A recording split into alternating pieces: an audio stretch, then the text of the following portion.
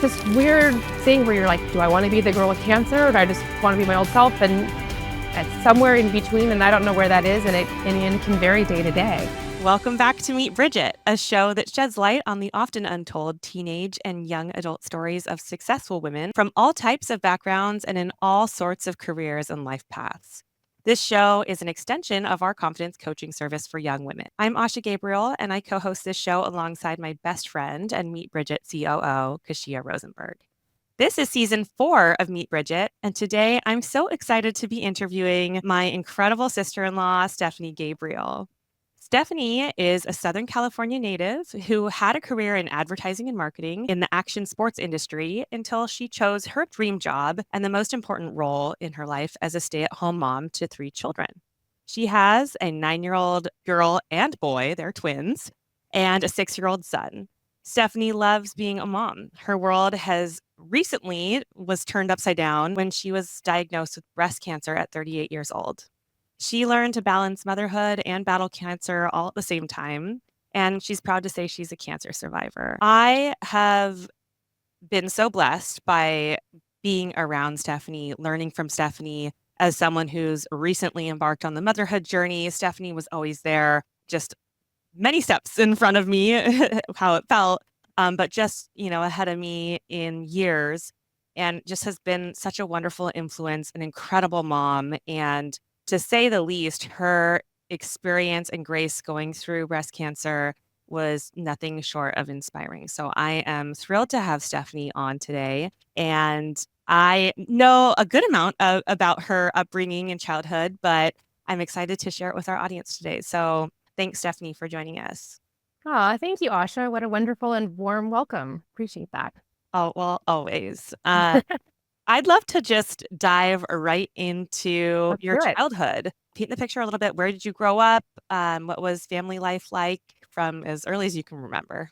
I grew up in Orange County, California, in a city called Irvine, and I had a really wonderful childhood. I'm very grateful now as I get older to look back to realize that maybe that isn't always the norm. But I feel very fortunate that I had a very close family. My parents, they actually met in college. My mom was 18 and my dad was 21 when they met, and they've been together ever since. Amazing. And they moved down to Orange County after they were in college, and they started a family. I have an older brother, Mike, who's 2 years above me, and we're still very close to this day. We were super close growing up, always have gotten along really, really well. And I have to say, I had a very idealistic childhood. I grew up in Irvine, which is a very safe, planned community, definitely suburbia. I lived within like a subset of Irvine called Turtle Rock, and it's literally a 4-mile loop with elementary school and houses where we grew up riding bikes to our neighbors' houses, going out front to play in the park, all those wonderful, childhood things. I'd say as a family, we've always been really close, and I feel like my parents did a really good job of, making it fun for us. They really wanted to enjoy all being together. And, I look back on my childhood, and my fondest memories are those surf trips and beach days and learning to ski with everybody. And we truly just enjoy being together.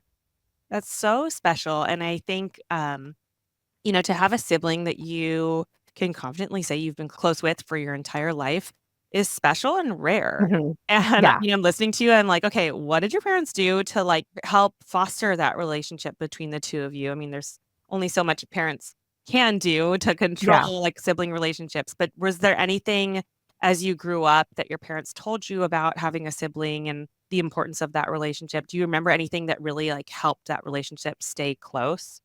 Well, I think one thing is we're 2 years apart, and he's a boy and I'm a girl. So there wasn't that automatic comparison or competition that maybe if you were 2 sisters or 2 brothers. So we did have our own interests and we had our own friends. And so we weren't like stepping on each other's toes in that sense. However, we did have overlaps. Like when we were in high school, I ended up being in my brother's prom group. Like one of his friends asked me to prom, and some Yeah. of his friends, and went to college together. So we did have overlapping friend groups. But I think my parents just stressed the importance of like family is so important. My dad's really close with his siblings. My mom is really close with her siblings. So we also grew up with that, seeing that, like my uncles and my aunts are a big part of our lives. And so we just knew that it's important to be with your family. And I think they just kind of set expectations and guidelines on, how you want to treat other people and, always lead with kindness and all those wonderful things. So, I mean, yeah, there was times Mike and I probably fought or disagreed, but for the most part, we really did get along.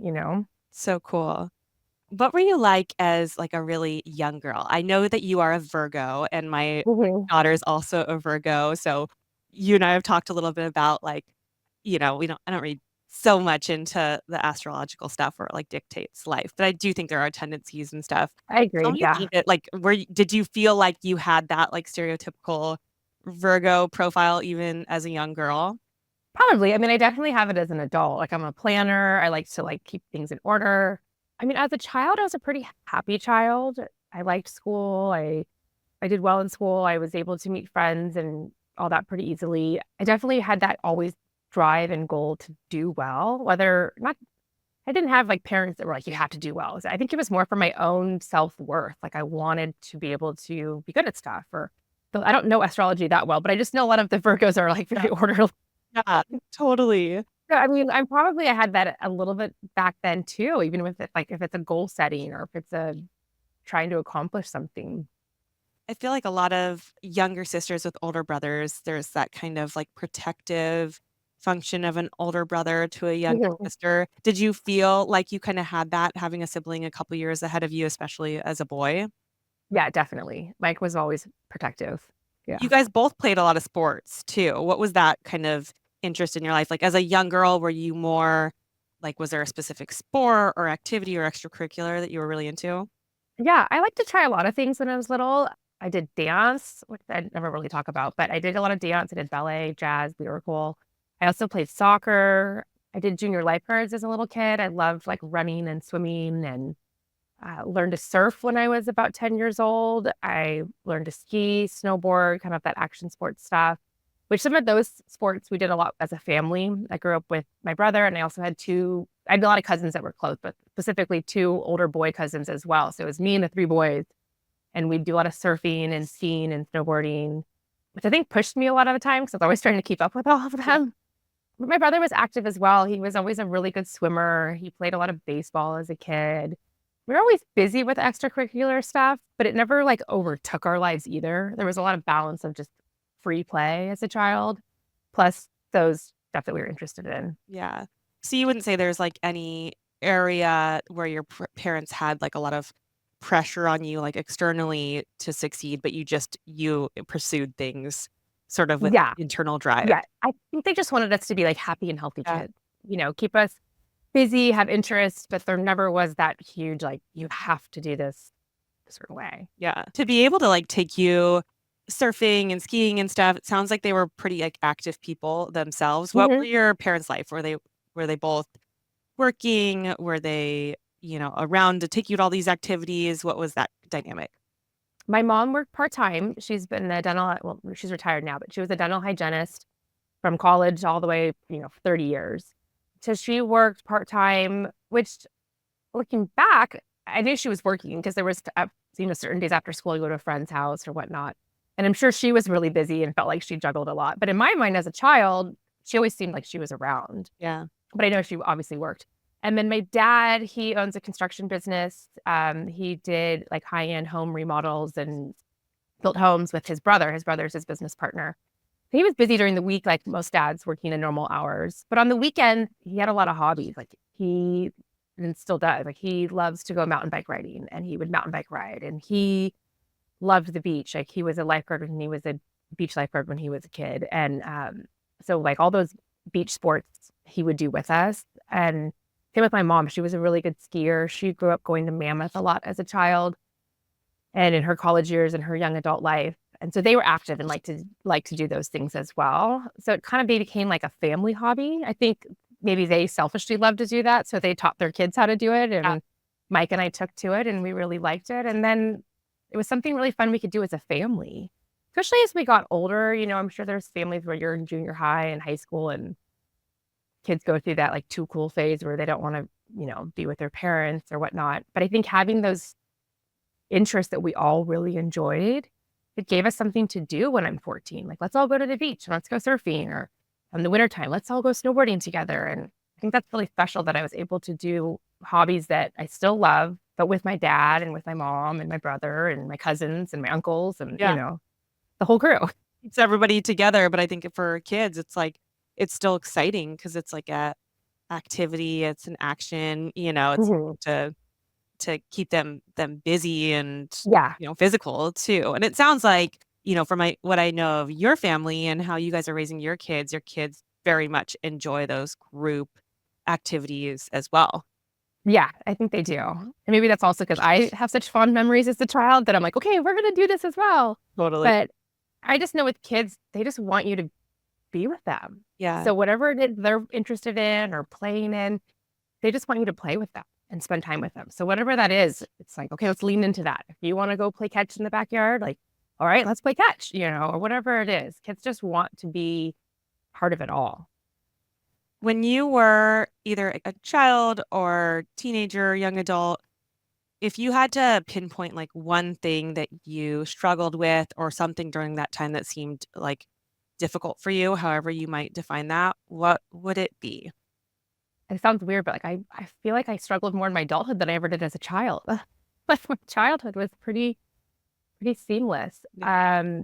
I think maybe just balancing kind of expectations or, when you get into your high school years, there's that, like there's that balance of, like, wanting to do well and do all the activities so that you can get into college, but there's also the, like, you're trying to still balance, like, the social aspect and being cool and fitting in and, if you do too much, you're an overachiever or goody goody. If you do not enough, you're a slacker and just trying to find your role and in balancing, like, your own morals, your own goals, but, like, keeping that in a social way as well and those Yeah. expectations that you have as, like, a young girl when you're 14 and 15 and still wanting to fit in and do what's cool, but kind of that trade-off, I guess. I feel like you make an interesting point about, I definitely felt that too in high school. I feel like everyone kind of, there's just labels, where it's Yeah. like, well, what are you going to be? Like, are you going to be like the sports girl? Or are you like the academic one that everyone's like, the first to raise your hand? Or are you like the social cool Yeah. person? And it's, I think, difficult to be multiple things, Mhm. or to kind of feel like, wait, I don't know which one I'm going to fit in today. Or like, can I be more than one? Can I be both? Yeah, Yeah. and I didn't feel like until I really, like, went to college where I was like, "I'm free to be, like, none of these things and all of them at once, and Yeah. I don't have to, like, have this thing." Because I feel like especially when you go to school in the same city with a lot of the same people, even if you change schools, like, once you kind of have your role defined, I feel like it's very difficult to, like, suddenly be like, "Actually, that doesn't work for me anymore." Like, Mhm. "Oh, now I'm into sports," or whatever it is. I feel like it's hard to change your roles, and then it's hard to, be outside the box a little bit too. Mhm. When you were, applying for college and everything, did you have in mind kind of what you wanted to do with your future in college and beyond? And what was that application process like for you? I don't think I knew exactly what I wanted to do after I graduated. I did know going to college was important to me. It was something I come from a long line of my parents went to college, my grandparents went to college, my great going to college was something that my parents always told me was, "Gotta get good grades, work hard, go to college." I ended up going to USC, which was my first choice school. And, I applied to USC and a few other California schools, the Arizona school, Boulder, but USC was my dream school. And I also come from a family of a lot of USC graduates. So I don't know if it was like subconscious. They never put the pressure on that you have to go there, but maybe internally I was like, oh, that's where everybody in my family goes, kind of Mhm. thing. But once I got to college, you're still kind of figuring out what you want to do with your career. I just Really? sort of took it like one step at a time. It was definitely like in high school, work hard to get good grades, play sports, do extra stuff to, have your application and all that. And then when I got there, I still was kind of figuring out like, what do I want to do once I graduate? Like I wasn't pre-med or like law school or anything like that. I was still kind of like, I don't know what I want to do, but you know, I want to have a job obviously after college. And I kind of like gradually figured it out once I got going. Were there any, like, classes or people during that time that were really influential to you or made you kind of take steps to work towards your marketing advertising career? Well, at the time, yeah, like I said, I didn't know what I wanted to do after college. But my freshman year, I took a lot of, just the general ed classes, and I kind of bounced around in different majors. before I declared. I ended up being a sociology major and a psychology minor. And I think I just really gravitated to like learning about people and why people do certain things and the inner workings of their brain and, all that good stuff, which kind of translates into marketing and advertising, which I didn't think about at the time. But once I got out, you are appealing to what makes someone attracted to this product. So I think it is all connected. And I feel like I've always been a people person. So to study about groups of people and psychology and sociology and all that, I think it does kind of fit into my personality. Totally. Did you work in high school or college? What was your first job, if so? I worked in retail, which I always feel like either you kind of work in retail or like in a restaurant or some Yeah. sort of like service industry because you just learn to be that much more respectful, I think, when you go into any sort of establishment like that once you've been on the other side. In high school, I had a job just to earn like extra money and to have that responsibility. I worked at a Quicksilver store in Fashion Island, which I thought was super fun at the Yeah. time. That was Worked like a few hours. Roxy Quicksilver. Oh, loved it. Like, And so, I was 16, 17, was other high school age kids worked there and we had a blast. And, I made minimum wage, but it was extra money. I could maybe buy a new pair of jeans for myself or I also liked the responsibility. I'd go to work from, 4 to closing at 9 and count the register and leave and go home like, 2 nights a week or maybe one Saturday. I also after that, I worked at a bathing suit store down on the peninsula. It was called Molly Brown's. And I thought that was fun as well, like down on the Newport Peninsula, working in a bathing suit store, all the beach crowd coming through. During college, I was lucky enough that my parents were able to support us through college. So I just could focus on the education part, didn't have to work. I did work at Molly Brown's one summer. I had internships during the summertime. I interned at Comcast Networks for Entertainment at the time, but no major like job during college. mhm. My parents really wanted us to be able just to focus on being a college student, which Yeah. I'm really grateful for that we were in that opportunity that I could just be a college student. Totally. What were summers like for you while you were in school at USC? Did you come home? I come home, yeah, because I lived in my parents after living in Irvine until through high school. Right after I graduated, they moved to Laguna Beach, which has always been a special city for our family. My dad's family grew up with a beach house in Laguna Beach, so even as a child, when we lived in Irvine, we spent so many summers in Laguna. And then once we graduated, my parents kind of waited for us to get through school. They didn't want to uproot us in the middle of high school. So we got through high school and then they moved to Laguna Beach. So when I came home from college, I came home to summers in Laguna Beach, my parents' new house. And I loved it. A lot of beach days, a lot of going out in Laguna and just kind of took the summers off. And I think with USC being so close to Newport Beach and Laguna Beach and Orange County, so many families live down here. A lot of my college friends were also having their summers in Orange County. So we all kind of hung out together back and forth between LA and Newport. Totally. I love your friend group. You made a lot of very close friends at USC and Mhm. met your husband, Nick, there. And you have one of those friend groups where it's like how many girls are in your like core group and everybody's I'd friends say there, with each other? yeah, I think there's like 9 of us, Yeah. and we still have a group chat to this day. Someone probably, if I check my phone, someone probably sent something funny. Yeah. And I feel like that's something I'm like look back on college and probably why I loved it so much is the social aspect. I feel so fortunate that I met some of my very best friends the first week of school. My college roommate, is one of my good friends. Like our whole group is this tight knit friend group. And now it's pretty amazing because we met when we were 18. Everyone's turning 40 this year. We've spent a lot of our life together. We went from like carefree college kids to getting engaged and getting married and having babies and then this next stage of our lives. And we've kind of been through a lot together, but we still remain super close. And like, I'm so proud of us as girlfriends Yeah. because I love them dearly. And it's like a genuine, authentic friendship. Would you say, like most of the girls in your friend group, have they all are they mostly local? Have they made like similar life path choices, or is there a bit of variety among like what everybody's doing and where they? I think in our 20s, there was more variety. We've kind of all sort of come back home and kind of settled down a little bit. But a few of them moved to New York in their 20s and did the whole going to New York. I'm going to try the big city and did that. One of them actually met her husband in New York and has been an East Coaster ever since. I don't think she's coming back to California.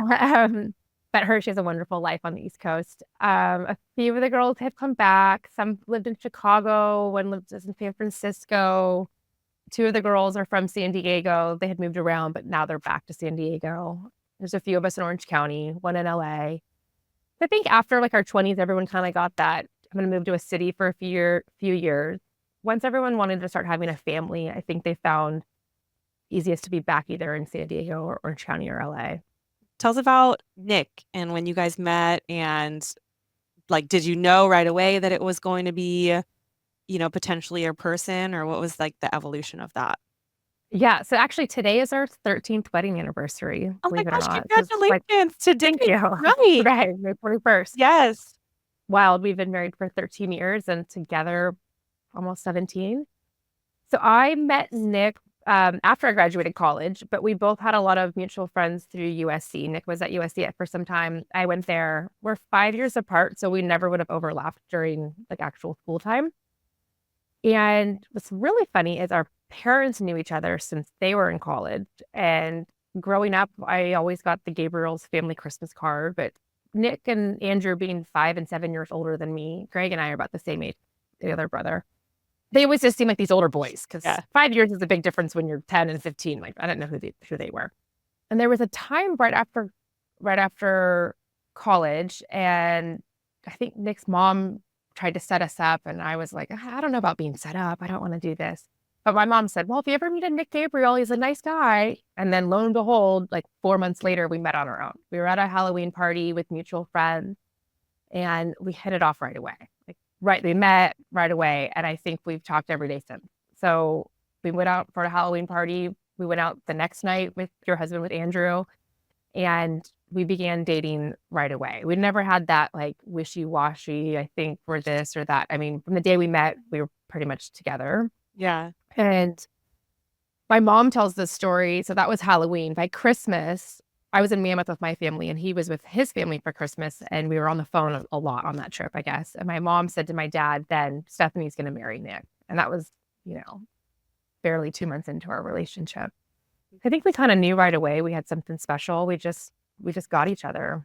When it's fun when someone that like knows you very well can kind of like see that in you. I Mhm. remember like when I started dating Andrew, this is super early, but I met up with my friend Brittany and we were getting like smoothies or something. And I was just kind of like, just really casually talking about him. And she looks at me and she's like, you're going to marry him. And I was like, what Yeah. are you talking about? Like, I was not in my mind at all at the time. But we just laughed because I'm like, lo and behold, like you were right. And she was like, you can just tell, like, You could tell. once you're that close with a friend, like there's just certain. Well, I remember when you and Andrew started dating because I had already known Andrew at that point, I don't know, 8 years. Yeah.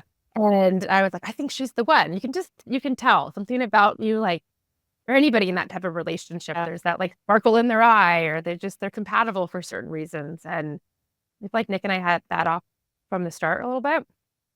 And, it's been a lot of part of my life now Yeah. together with him. For people on kind of the outside. So Stephanie, just to like give you the family tree a little bit, I married the oldest brother. Stephanie's married to the middle brother, and Jessica, who is also on the podcast, married the youngest brother. Mhm. But Stephanie has been in the family for the longest. She's the OG daughter-in-law, sister-in-law in the family. So it's so fun because I feel like there's just this whole history of the family where that Stephanie was there for before, really Jessica or I, and it's fun to kind of have her lens on that, and the guys Cool. before they met us and everything, all the family vacations and things. But in a lot of ways, I feel like it's such a gift to both Jessica and I because, she's navigated motherhood and Mhm. all the things that go into being part of your own family and then obviously your marital family. It's a lot of fun. We like talk about this all the time, but like Jessica and Stephanie and I really love hanging out together, which I think is kind of rare in situations with in-laws. Like a lot of times you can like you get along with your in-laws, but you're Mhm. not necessarily someone that you'd be like, I want to hang out with you. Like, what are you doing right now? And Yeah. um, it's makes for a really fun family time. We are lucky. Yeah. We were recently all together celebrating our in-laws' 50th wedding anniversary, and we went around the table and all said a little something. And I meant what I said. At the time, I said, I felt really lucky that we all genuinely enjoy being together and having fun, and we want to hang out. And like you said, I think that is rare, and I'm grateful that we have all that that have that connection. We've done girls' trips, the three of us, and we want to do more. Yeah. And we'll go to lunch and we'll do fun things and let's meet for a walk. And we like to hang out. We want to hang out. And the boys are the same. If one of them buys a concert ticket, they're like, okay, who should we invite? Should we invite Greg and Andrew? If they Yeah, want to invite their brothers and their spouses, and that's a pretty cool thing. it is. So you guys met kind of after college. Mhm. What were you doing at the time? Was this when you had started working in marketing and Yes. stuff? Yes. So my first job out of college, I worked for a magazine group, and it was a grouping of action sports magazines.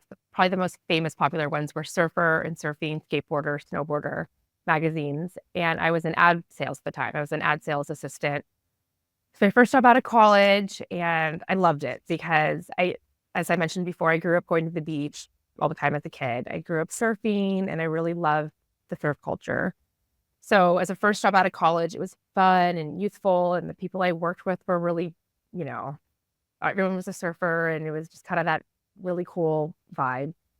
But I learned a lot. I learned a lot about marketing and advertising and publishing and all of that. And it opened a lot of doors. That's how I got my next few jobs were from that very first job. And that's when I met Nick. I was working for the magazines when I met Nick. I worked there for about, I want to say 3 or 4 years until I was kind of ready to take the next step. And then I went to the media buying side for Oakley. And I got that job because we had that relationship from my magazine job. They placed ads in the magazine. And then that was a stepping stone for the job after that. So it all kind of started from being at those surf magazines. Did you, when you were looking for a job at the time, what were kind of your criteria and how did you go about like applying for and like getting your job? I didn't apply for that many jobs. When I graduated from SC, I told myself, okay, I'll give myself the summer to just relax, but I really wanted to have a job by September. That was my goal. I said, when the time I go back for the first home football game, because it was a big deal at SC to go football game, I said, I want to be able to have a job. I want to be in a career when I talk to people, I have a job. And I always had loved the surf industry. Like when I was in high school, I just thought it was really special. I loved the culture behind it. And so I just started to look for jobs within the surf industry. And there was an opening for the job that I had. I interviewed a few times and I got the job. And that was that. And I just kind of started that way. I didn't really have a long job search process. Yeah. Well, it sounds like you definitely had some clarity, like, you've been passionate about this, like, kind of surf culture and industry Yeah. from a very young age, that it was clearly something that was influential as a child when you were Hmm. doing things with your family, but just was one of those through lines all the way through that point in your life. So when you're like, okay, well, I'm going to get a job, you started with that like filter of like, what's important to me? Like, what is fun to Yeah. me? And you were pretty focused when it came to that, Exactly. maybe And I without even figured, planning. yeah, I just knew that I was interested in it. And I'm like, well, I have to go to work every day. Let's go with something that I'm interested in. And anything else, I figured, well, I can learn. I'll learn about marketing. I'll learn about advertising or publishing or whatever it is. Like I'm eager to learn.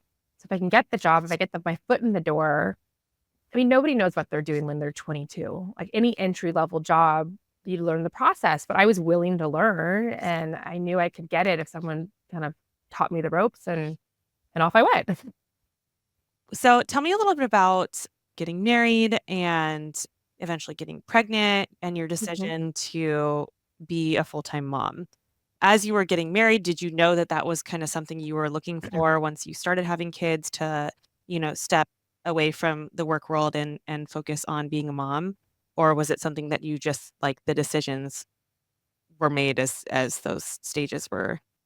Yeah, so I ended up getting married. I was pretty young when I got married. Now that I look back, I was 25 and we got engaged, and then I was 26 when we got married. And at the time, I was working at Quicksilver and Roxy, and I was their media buyer. So at that time, I was buying all of the advertising they placed whether it was in magazines or online or outdoor advertisements. And I was there for about almost 4 years, 4 years. And during that time, Nick and I were just happily married, not quite ready to have kids yet because we were still pretty young. Towards the end of working there, we're like, let's start, trying to have kids. And wasn't coming easily for us. And there was a lot at the time, there was a lot of changes happening within the corporate structure of my current job. And I took a step away. I was like, you know what? I really want to get pregnant. I'm not having an easy time getting pregnant. We were in a position where Nick was able to support both of us. And I was like, let me just take a step away. Maybe this added stress of work and all this stuff is hindering my chance of getting pregnant. So I took a step away, and it still took another like 6 or 7 months actually for me to get pregnant. But during that time, I ended up getting licensed to teach Pilates. So I was like, oh, this will be fun because I was kind of bored. I'm like, I left the job, trying to get pregnant. And I was like, well, I need to do something. So at the time I was really into Pilates. I'm like, well, this looks like fun. So I ended up teaching Pilates, like, 9 classes a week, nothing crazy. That kind of kept me doing something. And then after kind of a long time, eventually we got pregnant. And then I could just kind of focus on the pregnancy because my first pregnancy was a twin pregnancy. So it was high risk.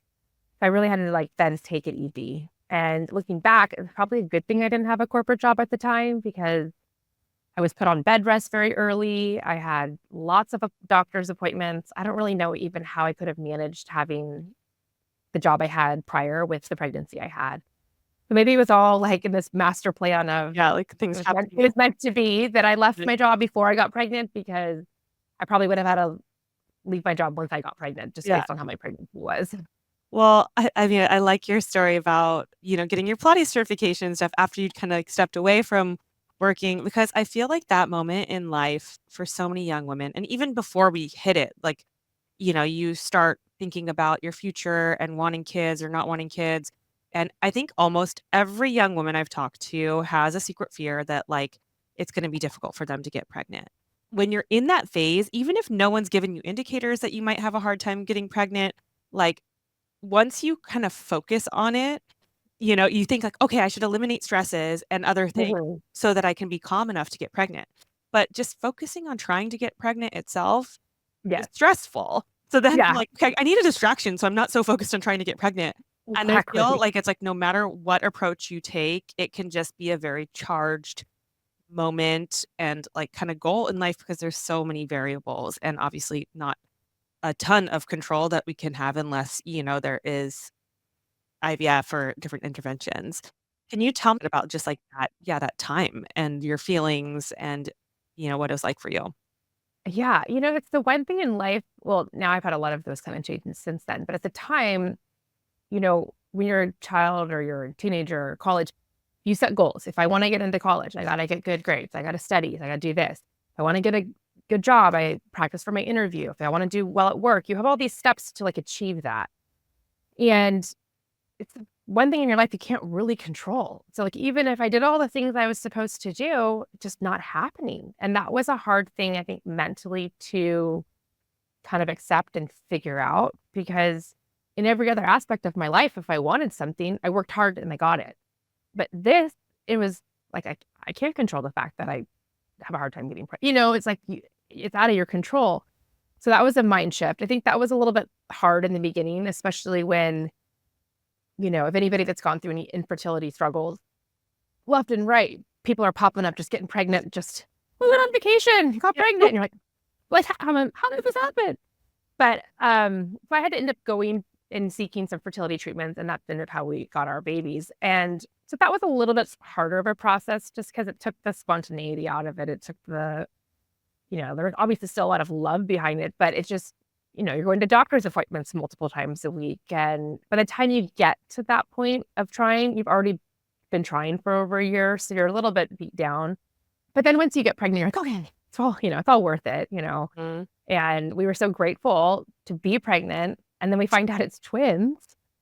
And I just remember that moment when they said, oh, there's two in there. And I just got this nervous giggle, oh my God, there's two. Yeah. And the nurse or the doctor were like, how do you feel? I'm like, I'm excited. And, she said it goes in one of two ways when the people find out there's twins. Either there's sheer panic or there's like excitement. Yeah. And Nick and I were just really excited. We were just grateful that, hey, we're pregnant. We're having babies. We were excited. So that was a really like amazing kind of moment and Yeah. special moment. Yeah. When you're just describing that kind of initial process of trying and seeing, it's hard to, especially when you have a lot of friends that are in your same age group. It's a blessing and a Hmm. curse, right? That everybody's kind of going through similar transitions and choices and life, paths at the same time. It's so nice and can be such a support but when it comes to like pregnancy, which we don't have always perfect control over, could have been like a lot of pressure, especially after I feel like, you know, most people, that want to have children, the pregnancy journey happens soonish after marriage. And Hmm. getting married is such a linear thing, right? Like it's Yeah. like, okay, you get engaged, then usually within this time frame, here's all the little things that like the decisions for a wedding are so linear and so check the box, invite the person, make the chart, Yeah. it's so organized. And then you have this kind of jarring transition to like, okay, now getting pregnant is the opposite of that. Like, and you kind of Hmm. there's a temptation to approach it like, oh, I'm gonna eat these foods and like do this kind of exercise and stick my legs in the air, like all, all the things Yeah. they say to try. And it's just a very different thing to experience Yeah. than like that Yeah. recent budding experience. I think a Definitely. lot, And I a was lot of people still like that. on the younger side. Like I was 28, 29 when we started trying.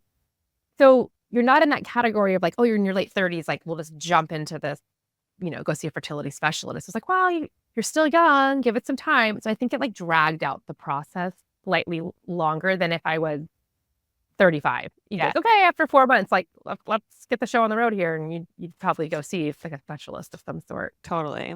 So you guys did with the twins, if you're comfortable talking about it, IUI. Can you tell for someone that has no idea what this like all the different options are in fertility uh, Yes.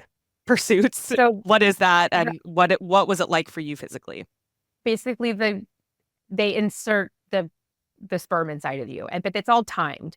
So they track your ovulation. They give you some hormone pills. I also took a medication called Clomid, which makes you release multiple eggs, just to up your chances of being more fertile and getting pregnant. But everything's like super calculated. You're going to the doctor every day. They're doing ultrasounds. They're tracking your follicles and all that stuff, and they time it perfectly. And they give you a trigger shot, and you go into the office and they do the procedure. It's not like super invasive compared to like an IVF. We ended up doing IVF for our second pregnancy, and that definitely is a lot harder on your body. There's just a lot more that goes into that, but it's all worth it. I mean, it's how I was able to have my babies. Yeah. So during that twin pregnancy, you mentioned that you had to be on bed rest. I can relate to you when you said like try to imagine like the corporate job that I had before and this specific pregnancy during that. I remember for both of my girls, I had like hyperemesis, Hmm. gravidarum. I don't actually know what it is, but like the short term is like hyperemesis, which means you throw up a lot. Yeah. For like the first Ugh. trimester, I was so sick I could barely move on some days, and it was debilitating. And I remember thinking like there's no possible way that I could be in an office from 9 to 5 or even beyond that, what was what I was working prior to getting married. And Hmm. thankfully I was working in a way that was a lot more flexible, and then the pandemic and stuff at the time, so I was home anyways. But um, so much compassion for women that endure very difficult Oh, pregnancy 100%. while they're Yeah. in, also challenging work settings. Can you tell us a little bit about the kids being born premature and what that was like, the emotions around it, the fears, the NICU? Can you tell us a little bit about that Oh, experience? yeah, for sure. So being a twin pregnancy, you're automatically monitored a lot more carefully. Like I was going to the doctor once a week.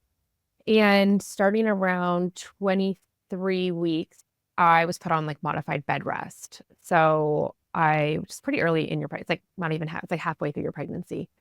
So I was at home, not like stuck on the flat bed, but just taking it easy. Like I wasn't allowed to do a whole lot. So I was on modified bed rest, still going into the doctor once a week. When I hit 32 weeks, I went in for my regular weekly checkup, and I was really swollen, like really puffy. And she sent me straight to the hospital. She's like, you need to go across the street to Hoag. They run all these tests. I had preeclampsia. They admitted me to the hospital. I had to do that magnesium drip, which is not fun by any means. And my blood pressure was really high. I had all the signs of preeclampsia. So they hospitalized me and like, you're going to stay here until babies are born. But I was still 32 weeks and, still had, 7.5 weeks to go at the time. They gave me the steroid shots, all those things to hopefully progress lung development or anything like that for the twins. And then I was literally in the hospital for a few days and my blood pressure spiked even more. And it was kind of a mad dash. They had just told Nick, they're like, you could probably go home and rest at your house. You'll be here for a while. So he like packed up and went home. And then like 40 minutes later, they like rushed into my hospital room. They're like, we got to take you now. And so they called Nick. He was like barely home. He turned back around and I had an emergency C-section like right before what would have been 33 weeks. It all happened really fast. We didn't even get to kind of really process it. And I just remember being rushed into the operating room and there was like 15 to 20 doctors and nurses because there was like a team for each baby, a team for me. They got the babies out and then they rushed them to the NICU. And I was still really out of it because my blood pressure still was really high. So it's kind of a blur to me, but I know Nick was like bouncing back and forth between the NICU, check on the little baby, and me, go check on me. And I think it took me over like 24 hours before they even could put me into recovery because my blood pressure just wouldn't go down. And so I didn't get to see them or hold them or touch James and Emily for like at least 24 hours. And then the NICU itself, I really didn't know what to expect because I had no exposure to it. We didn't even do the hospital tour. The babies were born before our scheduled hospital tour date. I didn't really know what to expect. And it is pretty jarring the first time you see a baby at that size. Like a newborn baby, a healthy, full-term newborn baby is still so tiny, like a 7 or 8 pound baby is tiny. And the twins were each 3 pounds. They are little, like a Yeah. 3 pound baby is super tiny. They're in their little isolate kind of incubator. And that's kind of your only interaction. You can just like kind of put your hand on them. But, they have all their tubes and wires and it's scary. It's scary seeing them like that. You feel really helpless. Like there's not much you can do. You're kind of a bystander in their first few weeks of life. You're relying on nurses and doctors to take care of them. And I spent every day in the NICU next to their bedside, watching them. And I would to pump milk and put it in a cooler and bring it because they were still feeding through like a feeding tube. And you do as much as you can, but it's definitely an uncertain and scary time because kind of waiting like day to day, like how are they doing now? Are they gaining any weight? Are they able to eat? And eventually they, put on enough weight and are able to eat enough that they can go home. But even when they both went home after spending 4 and 4.5 weeks in the NICU, they still aren't even supposed to be born for 3 more weeks. Yeah. Which like is wild. about like how small, a child would be Yeah. at that stage. Like it's really, you're looking at a baby that you would otherwise not even be able to see them at that stage. They're so Yeah. small and just still developing what would Yeah. typically be inside the womb. I know. Even when we took them home, Emily was still 4 pounds, 4 ounces after she spent over a month in the NICU. So you bring them home and they're this tiny, tiny, fragile little baby, So that just made the first probably like 6 months of their lives a lot more challenging because they're a little bit underdeveloped. They can't eat as much. They can't sleep as long. They can't, all those things that are already challenging as a newborn are just heightened when you're a preemie. Totally. I mean, I think it's so challenging even for, a parent of a single child going through the NICU and having a premature baby. But to have it and it being your first experience being pregnant, your first experience having kids, I guess we've joked about it now because you're like, well, it was all I knew. So it wasn't like, oh, this is so much worse than the first time or, this is harder. It was all you knew, but also going into that experience with no experience, I must have just been so immersive and challenging and overwhelming. I remember, when I was pregnant with my first daughter, we were talking about like breastfeeding and the nursing pillows and everything. And you told me about like, nursing both of them at the same time and then like pumping after and just like, I think constantly about how difficult it is to be a mom for everybody. It's Mhm. hard work. Oh, yeah. And I think about Stephanie all the time. And I'm like, Yeah. this times two, like you got this, Osh. Stephanie did this times two. And I just think it's so impressive. And we look at those kids now, James and Emily, how old are they now? They're For 9. 9, almost 10, right? They're 9 years old and they're active. We literally just went to a dance recital that Emily was in, and they're strong and athletic. And Andrew and I were just talking about like how amazing that these children, like, they were so fragile in the beginning, Mhm. so little, and look at them thriving now. Uh, You would never know. I mean, my son's like 90th percentile in height. They weren't even on the chart when they were born. They were yeah, off the chart on the low side, and yeah, now they're strong and athletic and doing well in school and all, amazing. all the wonderful things. And you wouldn't know that they had that little hiccup to begin with. But maybe just they were fighters from the get-go, I guess. Yeah. So you had the twins, and Mhm. you're juggling suddenly going from not being a mom to being a mom of two. Tell us a little bit about Miracle Babies while we're on like the point of that, just that experience going through the NICU and everything. Miracle Babies is a nonprofit that Stephanie is passionate about. Tell me a little bit about the nonprofit itself, your involvement in it, and what that's meant to you.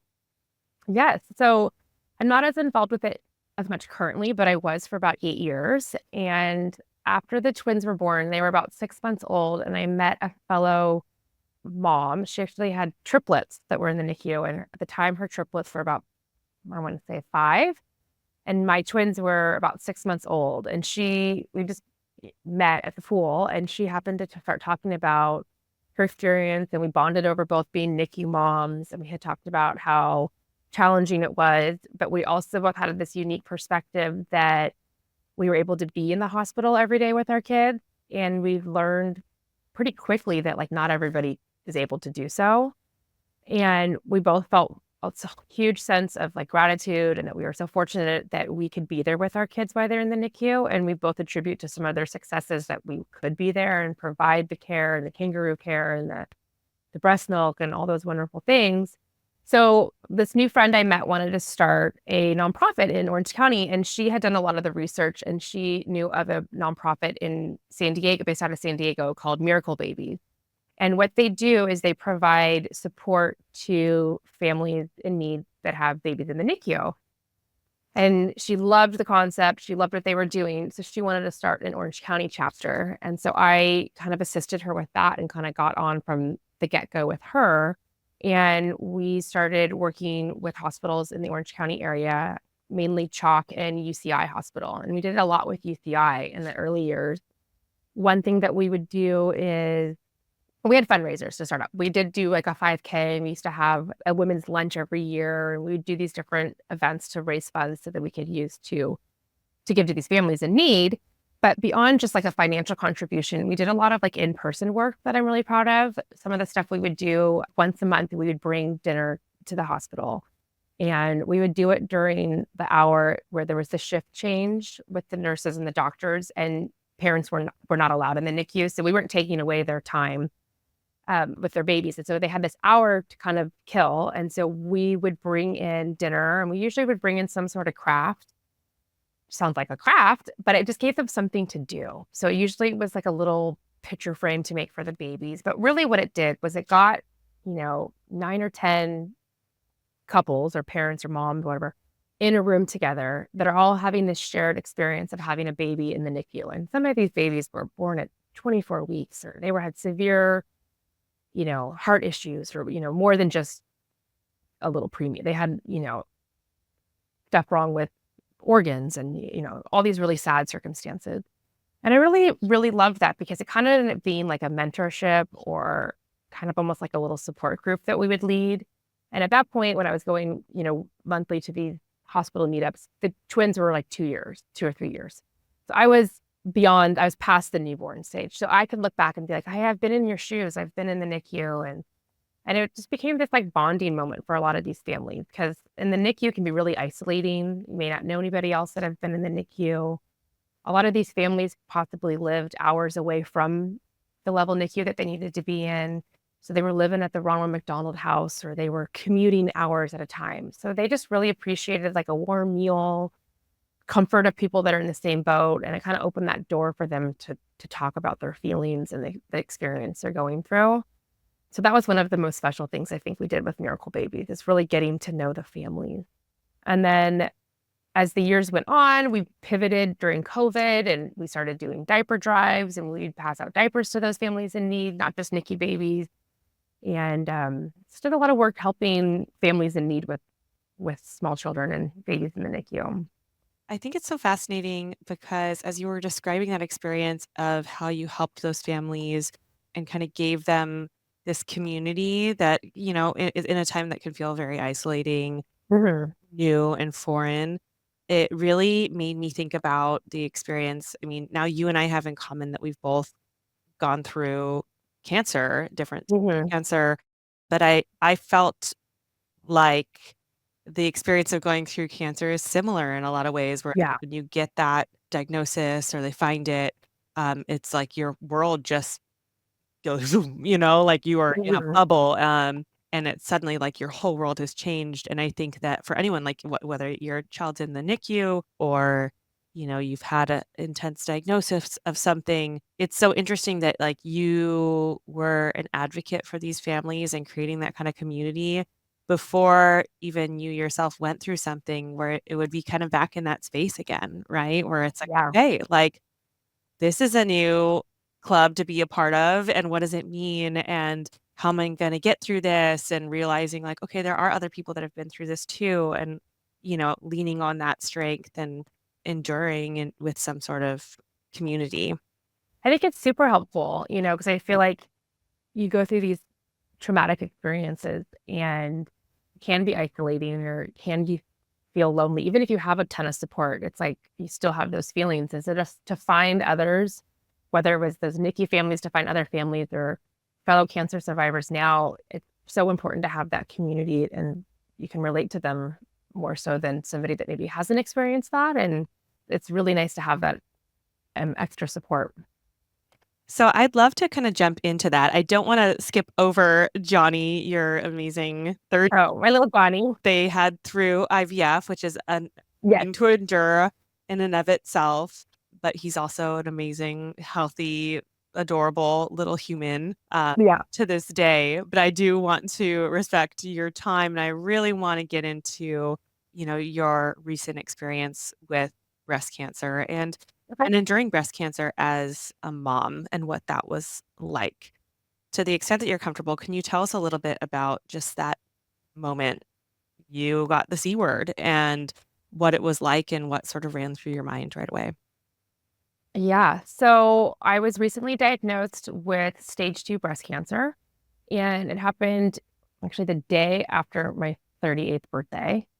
So it's kind of wild because a year and a half before that, I felt a lump on my own. Mhm.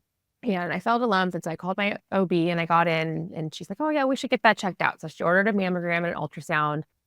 I did all that, and when I did that initial appointment, they cleared it. They're like, "Oh, you have dense tissue, not a big deal, come back when you're 40, because that's the age that you start normally screening."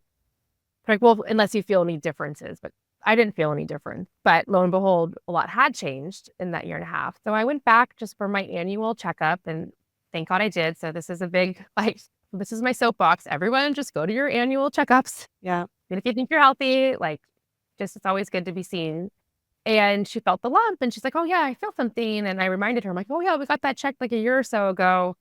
And she's like, "Well, let's just get it checked again." So when I went in that day, I had like just taken my kids to the first day of school, and I thought, "Oh, I'm just going to get this checked real fast. Not a big deal." But as soon as they started doing all the imaging, there was a difference in the room than when I did it the year prior.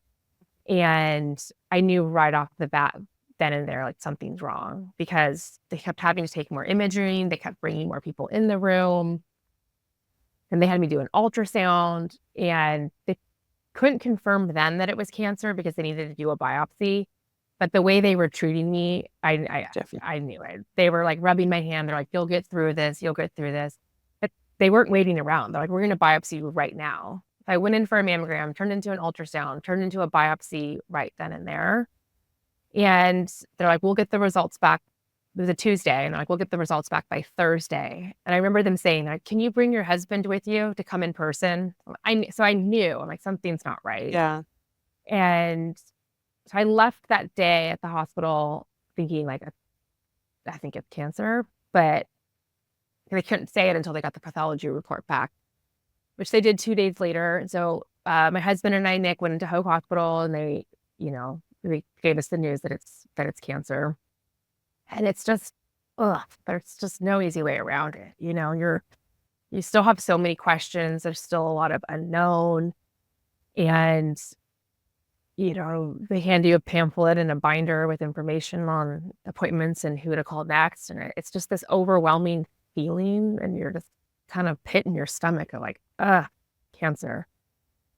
But then I had small kids, so we left the hospital and went, I think Nick picked him up. I went home and I had back to school night that night. I went to back to school night. I got the cancer diagnosis, and then like 4 hours later went to back to school night and tried to put a brave face on and just, move on and keep going. And, but everything happened pretty fast. So the next day I got in with my oncologist, and I started chemo 2 weeks after that. So I didn't even really have a whole lot of time to like process the diagnosis. It was like, you're diagnosed with this. And then, there was that awful 2 weeks of all the tests to see, has it spread? What scope of it? What stage are we in? And that's just a lot of anxiety and worry and just kind of dealing with it. But I didn't really have a whole lot of time, because once I got my diagnosis, they wanted me to start chemo pretty fast. And so I think that was hard too, because you go from like, everything's normal, everything's happy, everything's fine, to, well, now I got to tell my kids. I have to have that conversation. I'm going to look different. I'm going to feel different. Like, I can't hide this from them, and that gave me a lot of worry. Like, how am I going to explain this to, at the time they were 4 and 7. The twins were 7 and Johnny was 4. I'm like, okay, how do I explain this in a way to small children that I'm honest, so I don't have, they got to have like realistic expectations, but in an age appropriate way that's not scary and that's reassuring and all those things. So it's just a lot to kind of navigate. I can only imagine, because I think that even the self-talk is difficult, right? Like, I remember feeling almost like betrayed by my own body in a way. Oh yeah. When I got my diagnosis, I was like, what the actual hell? Like, I'm a person, like, everybody knows me as yoga girl, and like I Yeah. eat organic, lots of salads, I'm doing yoga, like I'm a model at the time. And like, I felt like, okay, like I'm just a giant lie. Like, I have cancer. What? Yeah. That self-talk, I was like, okay, I got to change that narrative, because it's not going to help me get better. Like, being angry at myself, like that's not going to, I do think mentality is really important for healing, but that alone was hard. But I can only Oh, for imagine, like, sure. okay, you're trying to even like figure out your own mental process, and then also like your relationship dynamic. But then a third layer is like having to speak confidently to children about like what this is going to look like when you have no idea internally what it No idea. really is. So it's like, how to, I'm not trying to like lie to my kids, but I also don't want to terrify them. I can imagine that that was just such a hurdle to approach and, do from the outside with what looked like so much grace. I've told you so many times through this No, process. thank I you. know, from being inside cancer, a different type of cancer, where I didn't have to endure the hair loss and everything that you did, and chemo and that experience.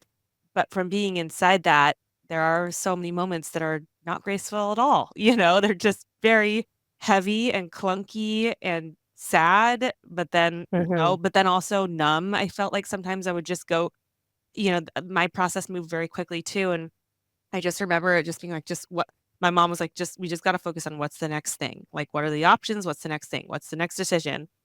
And I felt like that was the one thing that kind of just kept me moving, was just like, use that organizational mindset that you applied to school or whatever other things and just like, we just got to treat this as something to move Yeah. forward with. Like just one step at a time. I think in the beginning too, it's such a physical thing. Yeah. And then like the mental stuff kind of catches up with you when I was almost done with all the active Yeah. treatment of like, oh man, what did I just go through? But you just kind of learn that like there is no other option. Like, okay, this is what I have to do. Yeah. And then I gotta buckle up and I just gotta get through it. But I always say when people ask me, like, I think having kids at that age was such a blessing in a way because they were young enough that they didn't really know what cancer could be. They had no predisposed idea that some people could pass away from cancer or so I explained how that it was serious, but they didn't have as much fear as they would have say if they were like 13 or 14 or 15. And I've heard stories of people that may not have, Yeah. Or watch movies. done so well, watch movies or anything like that. So I do think in a way that was nice. They didn't know enough about it to maybe have that fear that you would if you were an older child. I'm proud that I feel like I was able to still be really present with them because I scheduled everything while they were in school. I would like nap when they were in school and I would set my alarm at 1:30 to go pick them up at 2 o'clock and try to put on that brave face and be present for them. I still try to show up for their soccer games or their gymnastics class or whatever activity they were in.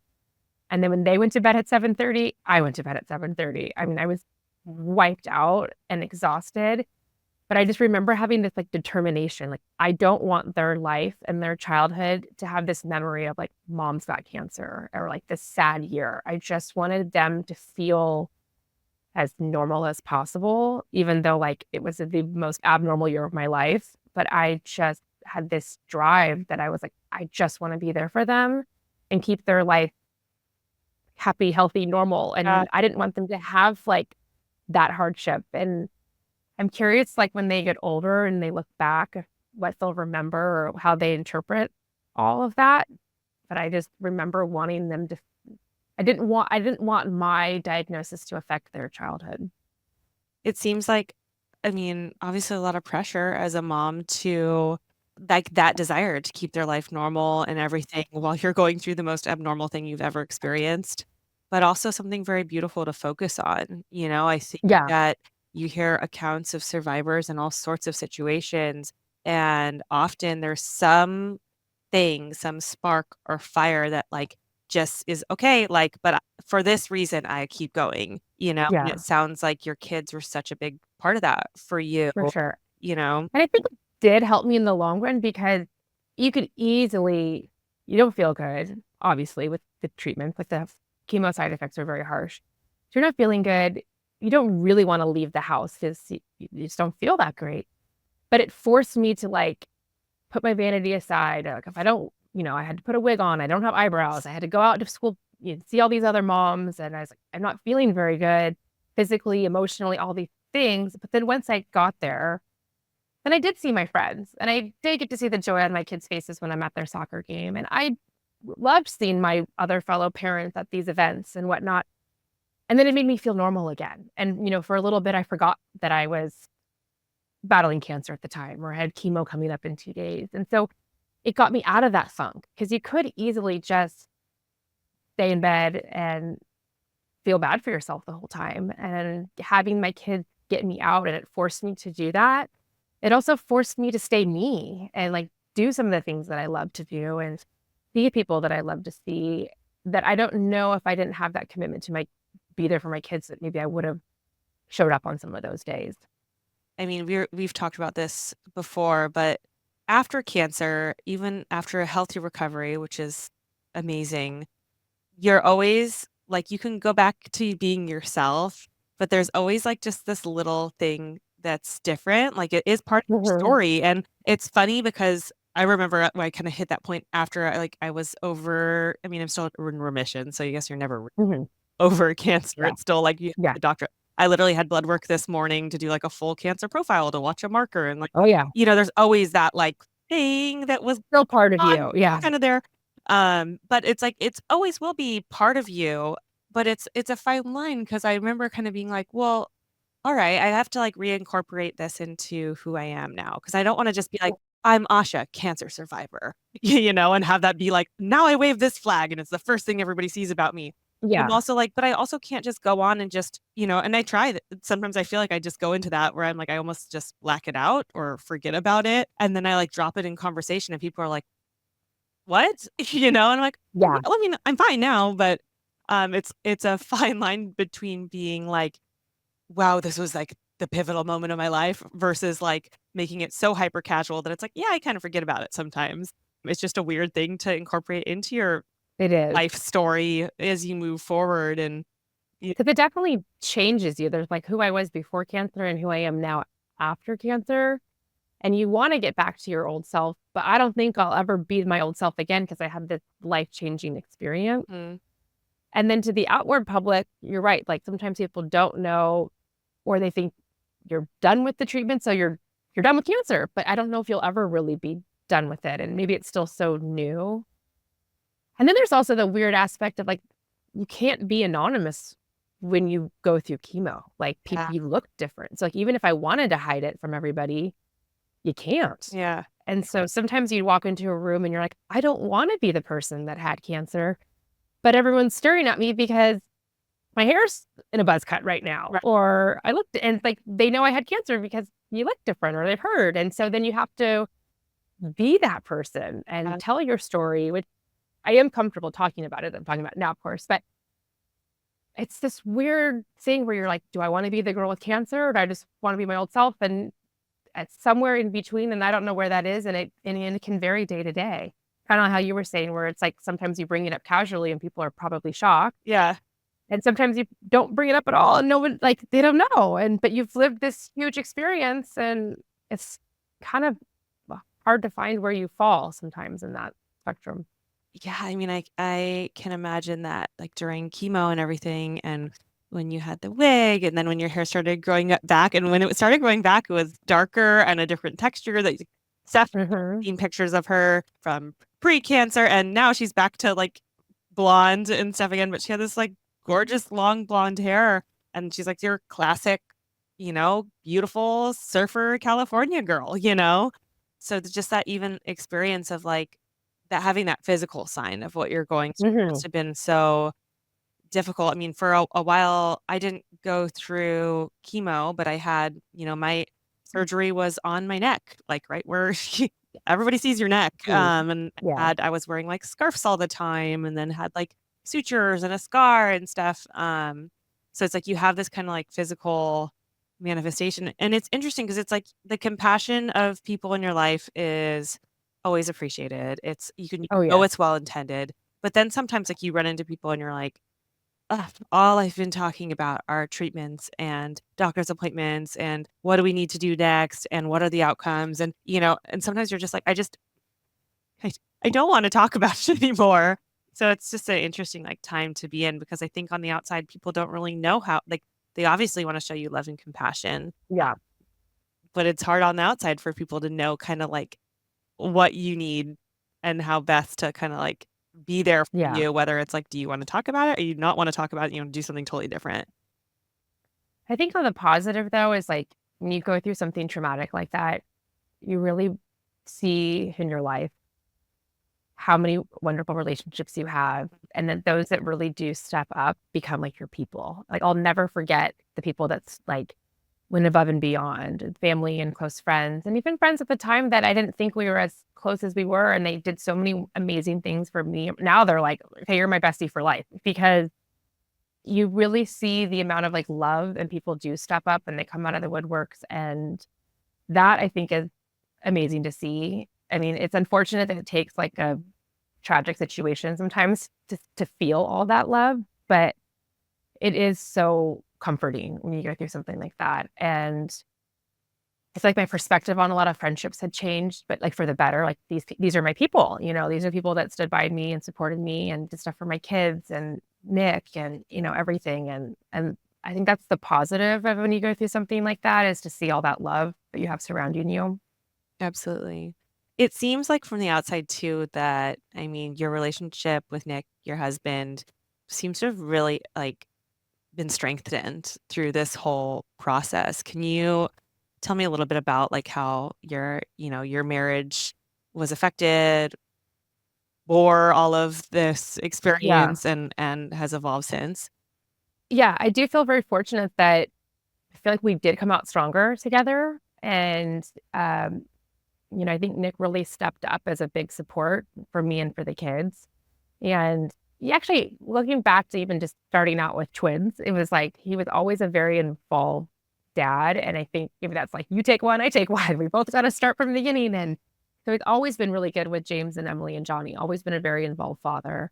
But he did have to step up more during the year that I was going through, surgeries and chemo and all the treatments. And, he took the kids to school more. I had to pick them up and just kind of been that solid person. And there were times where I was not feeling well and he would say, "Hey, mommy has to go rest, but daddy's going to take you to the park." And he would make it fun for the kids. So he really stepped up and like kind of took on some of my typical roles during that year. And he never made me feel bad about it. Not that he would like shame me, but Yeah, he just always was like, "You rest, like I got this," yeah, and I'm sure it was tough. He was running his own company, he's got a family. I'm sure he was scared and upset about it all, but he never showed it. He always was like even keel, and he's like, "Don't you go lay down, you rest, I'll get you this," or whatever it was, and just kind of like gave me the space to just go through it. And I knew I had that support behind me. And I think it also made us just appreciate each other even more. yeah, When you go through something like that, I appreciated everything he did for me and everything he did for our kids. And I think vice versa, and I love that about him. yeah. He's really a special person. I remember when I got my diagnosis, it was the month after Andrew and I were engaged. Hmm. And, so the family is still relatively new in my life. We weren't married yet. And I was going through treatment, but I remember we called Nick on like speakerphone, to tell him what was going on. And the moment Andrew told him, he cried. And Hmm. that meant so much to me. Not that I would ever like want someone to cry for me, but I was so moved by his emotional investment in us, even at the Yeah. time and what was going on. And I was just kind of surprised, but also like really affected by that response. And I think that, yeah, just that experience of going through cancer and realizing, I think also to attest to, this is a fun interview for us to have on the podcast, fun and also very inspiring and meaningful, but a good interview for us to have on the podcast because you are a mom. I think the term stay-at-home mom is so outdated too, because it's like Hmm. time moms do pretty much anything but stay at home when it comes down to Yeah. all the activities and we should call them driving moms, honestly. But you are a mom and that is very much a job. And I'm sure that, when you on days that you are down for the count, it's like your partner really realizes like, wow, this is the job. These are the commitments. These Hmm. are all the responsibilities that, a mom is fulfilling on a day-to-day basis. And just reminders of that probably make you even stronger and more appreciative of your partner. Oh, definitely. For sure. So this has been so amazing, and I'm obviously thankfully I feel like I Yeah. could talk to you forever because And we can just go on and on. thank you for sharing your experience in across a lot of different things that you've been through, but particularly your recent cancer experience because I know it is very fresh and recent, and a lot, and I appreciate it, and I know that our listeners will appreciate that. Yeah. Thank Honesty you. and openness too. I think it's important to have that knowledge and transparency out there because you're not alone, and a lot of Mm. for me, in my cancer experience, it really helped me to hear stories of people that had gone through it, what it was like, and, being on the other side. And I know that your story will have that impact on people too. So, Thank you. you know, we usually do like a little fast 5 little questions, and then we always end with the same question. So I'll Okay. go ahead and jump into those now. What would you say for number 1 is the hardest part of being a full-time mom? Probably. the time management and finding time to be present for all three and trying to like juggle between all of their needs and also staying sane myself. So, now that the kids are getting older, there's lots of activities and I'm trying to keep everything fair and even. And so just trying to get everything in the day. And I just feel like by the end of the day, you're always like, oh, I still have more to do. Just kind of trying to find ways to get it all in. Totally. Number 2, what's the best part of being a mom as your job? Oh my gosh, their love, just their love. They just like hug you and love you. And, they're just the cutest little beings. I'm so proud of all of them. And, they're all different in their own ways. And I'm like, they bring me so much joy. Like we laugh all the time. They say silly things or funny things and their cute little minds and curiosity. I mean, I could go on. There's a million little things that are the best, but Best. they're just genuine love. Yes. Number 3, do you have a morning routine? Coffee. Like I can't get the coffee in fast enough. Yes. That's like I wish I was one of those people that like get up and have their moment and they reflect, but no, my alarm goes off. I get up, I'll make my coffee. If Nick's up before me, sometimes he'll make the coffee for me, which is a real big treat. And I can usually get the kids off to school, and then I do like to have a morning workout. So I try to do a morning workout most every morning they're in school, and at least like once on the weekend. So nice. I know the coffee part, it's like that's good. My morning routine is like I remember when I used to I would like journal and like do things in the morning. I'm like, now it's like, can I get my coffee in before they wake up? Okay, and if not, how can I have it while they're like, having their Yeah. breakfast or something? So necessary. Every once in a while, I'll set the alarm the night before, and like the coffee maker goes off, and I go every time I do that. I'm like, why don't I do this every night? Right. Because Like, it's what a like, treat. makes the morning just that much better. Totally. Number 4, and I feel like I have an answer for this for you or an idea of who it might be. Do you have any heroes or idols? You probably know. Anyone that knows me knows that I've been obsessed with Gwen Stefani since 1995. So she would be like my idol as far as like a celebrity type idol. I just love that she's always been unapologetically herself. I love her style, her creativity. Back in the 90s, it was like, I thought it was just really cool that she was the front woman of a rock band, and there wasn't a lot of that back then. And I just think she's the coolest. Yes, I love it. Number 5, when you feel stuck or in your hardest moments, whether they were in the NICU or going through cancer, chemo, do you have any things or rituals, things, mindsets you use to kind of pick yourself up? What does that look like for you? Usually it's exercise. So I like to run or any sort of exercise. Even when I was sick, I would try to get a walk. If I was really down, if I could do it, maybe a little walk. I couldn't do a lot of physical stuff, which actually made the cancer harder to cope with because my normal outlet is if I'm stressed, something is bothering me, like I go for a run, I go work out, go for a walk, and it definitely clears my head and I get out of that moment. Or sometimes I think clearly when I'm on a run. I'm like, oh, that's what I should say to so and so, or whatever the problem is. I like solve the problem while I'm running. So that was a little bit tricky when I was going through cancer because I just physically couldn't. But typically in my life, that's my outlet. If I'm stuck with something, I need some sort of physical movement, and I come back refreshed I so and relate more to that. clear. Yeah. Totally.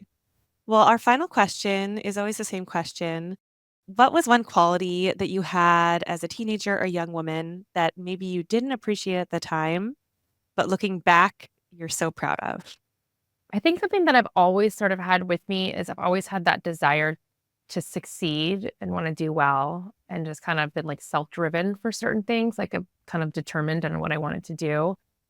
Except for when you're a kid, or especially like in high school, I think I mentioned this earlier. I think I downplayed that a little bit. It wasn't always like the coolest if you were like studying really hard or doing these things. And I probably let that idea of like wanting to be cool, I should have like leaned into like what I was more the potential I could have had, instead of like downplaying my desire to do really well. I kind of maybe was more quiet about that. But looking now as an adult, those are those characteristics that help you get a job, do well in your job, or be good at being a mom, or when I'm going through the cancer battle, those determination and that desire to succeed. So think that's probably always sort of been with me. I just appreciate it so much more now than I did then. I love that answer. And Steph, I can't tell you. I mean, I smiled when you said you loved that Gwen, is the front singer in a rock band. And I'm like, you are truly such a rock star. You are the lead singer in your family. And, I do think that self-driven mentality and just will to pursue something and seek excellence in it is really a big part of you and part of everything you pursue. So thank you for being on the podcast. This was such a treat, and I can't wait to hear how it impacts people. So thank you. Well, Thank you for having me.